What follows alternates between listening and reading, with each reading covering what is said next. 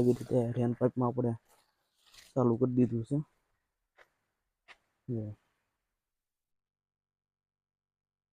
તો આવી રીતે ફુવારા થાય.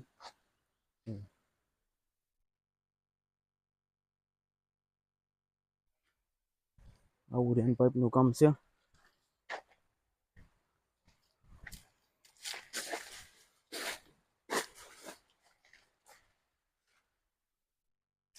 ધીમો ધીમો વરસાદ આવતો હોય એવું લાગે છે. તો મિત્રો વિડીયોમાં એન્ડ સુધી બન્યા રહેજો. હેલો યુટ્યુબ ફેમિલી, કેમ છો? મજામાં જઈશું. હું પણ એકદમ મજામાં જ છું.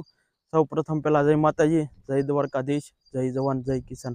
તો મિત્રો અત્યારે 9 વાગી ગયા અને આપણે ખેતરે આવી ગયા છીએ. કેમ કે પ્રમ દિવસે આપણે સિંગ વાવી હતી માંડવી, એટલે આપણે એમાં ફુવારા મૂકવાના છે. જુઓ આમાં આપણે ફુવારા મૂકવાના છે. જુઓ ભૂંગળાનું આખું ટ્રેક્ટર ભરીને આવી ગયા છે. જુઓ બધા બાળકો ઉતારે છે, કેમ કે આજે રવિવાર છે એટલે બધાને રજા છે. જુઓ આમાં આપણે ઘાસ સોંપવાનું છે અને આટલામાં આપણે સિંગ વાવી છે. બાકી આગળ જુઓ કોરવાનું ચાલુ છે, એટલે આપણે આ ખેતરમાં ફુવારા મૂકવાના છે. જુઓ અહીંયા કૂવો છે, ત્યાંથી પાણી લેવાનું છે. બાકી આપણું હળદર ને એવું બધું ત્યાં શેડમાં પડ્યું છે. આ ઘાસ છે, હાથી ઘાસ, અને 2-3 વાઢ આવે એટલે સારો બહુ સારો થઈ જાય. અને બાકી જુઓ ત્યાં કૂવો ને એવું છે, ત્યાંથી આપણે લાઈનનું કનેક્શન આપવાનું છે. અને અહીંયા ખેતરમાં આપણે ફુવારા ગોઠવવાના છે. તો મિત્રો વિડીયોમાં એન્ડ સુધી બન્યા રહેજો. મિત્રો આપણે ફુવારા ગોઠવી દીધા છે અને હવે કોરવાનમાં પાણી ચાલુ છે. કોરવાન પી રહે એટલે આપણે ફુવારામાં પાણી ચડાવી દેવાનું છે. જો ત્યાં 2 મોટર ચાલુ છે. જો દાદા ને એબલભાઈ 2 પાણી વાળે છે. ત્યાં 2 મોટર ચાલુ છે. ત્યાં કોરવાન પી રહે એટલે આપણે ફુવારામાં ચાલુ કરવાનું છે. હવે આપણે ટ્રેક્ટર લઈને જવાનું છે. ટ્રેક્ટર પાર્કિંગમાં મૂકી દેવાનું છે ને પછી આપણે જવાનું છે ડેમમાં. એક લાઈનનો હાંધો કરવા જવાનું છે. તો સ્લેબ સ્ટાર્ટ કરીને આપણે જુઓ બીજામાં નાખ્યું છે. ધીમે ધીમે જવા દઈએ. બાકી જુઓ થોડા ઘણા ભૂંગળા પીડ્યા છે. એ લઈને આપણે ટ્રેક્ટર પાર્કિંગમાં મૂકી દેવાનું છે. અને પછી ડેમમાં થોડોક લાઈનનો હાંધો કરવાનો છે. અને બીજી વાડીએ ભોગનું બી સાથે છે એટલે ક્યાં જવાનું છે આપણે. બાકી જો ટ્રેક્ટર હાલે,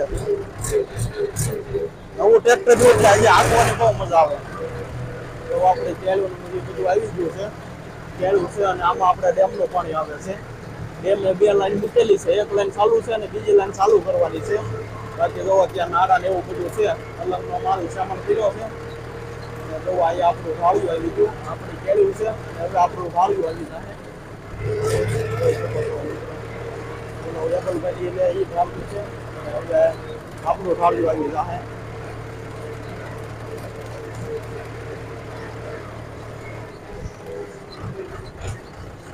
મિત્રો અહીંયા આપણું ભાળ્યું આવી ગયું. એવું બધું ભાળિયા બાંધેલું છે.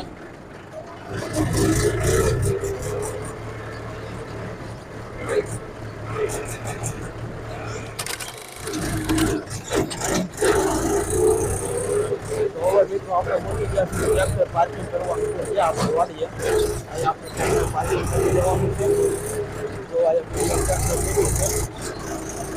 તો ફાઇનલી મિત્રો આપણે બંને ટ્રેક્ટર એક સાથે પાર્ક કર્યા છે. અને હવે આપણે જવાનું છે ડેમમાં. ત્યાં આપણે મોટરનો એક હાંધો કરવાનો છે. ઓલરેડી એક તો મોટર ચાલુ જ છે, બીજી લાઈનનો હાંધો કરવાનો છે. એટલે આપણે હવે ફાઇનલી મિત્રો આપણે ડેમે પહોંચી ગયા છે. અને આપણે ટાટન ને બધું રાજપરા રિપેર કરાવવા ગયા પછી ફુવારા ફિટ કર્યા છે. ફુવારા ફિટ કરીને આપણે ડેમે આવતા રહ્યા છીએ. કેમ કે આજે ઓલરેડી એક મોટર ચાલુ છે ને આજે આપણે બીજી મોટર મૂકવાની છે. એટલે આપણે ડેમે આવી ગયા છીએ. જોઈ શકો છો મિત્રો, એક મોટર ચાલુ જ છે. ત્યાં ભૂંગળે પાણી પડે છે. જુઓ ત્યાં એક મોટર ચાલુ છે અને આ બીજી મોટર આપણે ચાલુ કરી દીધી છે.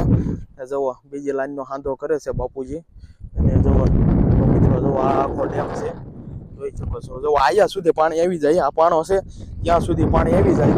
એટલે આ બાવળિયો છે સામે બતાય, એ બધો બાવળિયો આખો ડૂબી જાય એટલું પાણી ભરાઈ જાય. અને જુઓ સામે ટ્રેક્ટર બતાતું છે તમને, પીળી છત્રી. જુઓ આ પીળી છત્રી ટ્રેક્ટર બતાવી. ત્યાં આપણી વાડી છે, ત્યાં ડોડાન મકાઈ ને એવું છે. એ આપણી ખેતર છે.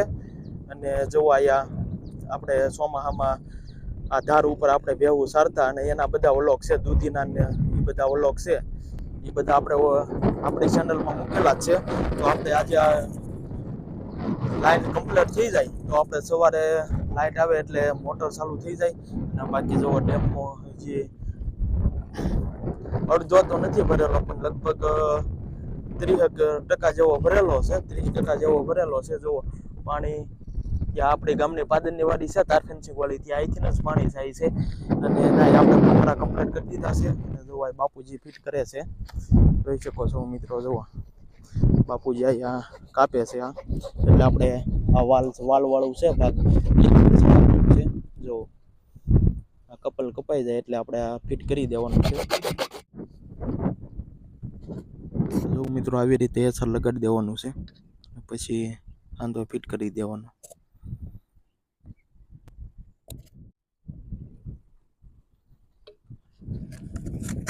નીચેનું ભૂંગળું છે એમાંય તે એસર લગાડી દેવાનું છે. આવી રીતે ફૂલ એસર લગાડી દેવાનું છે.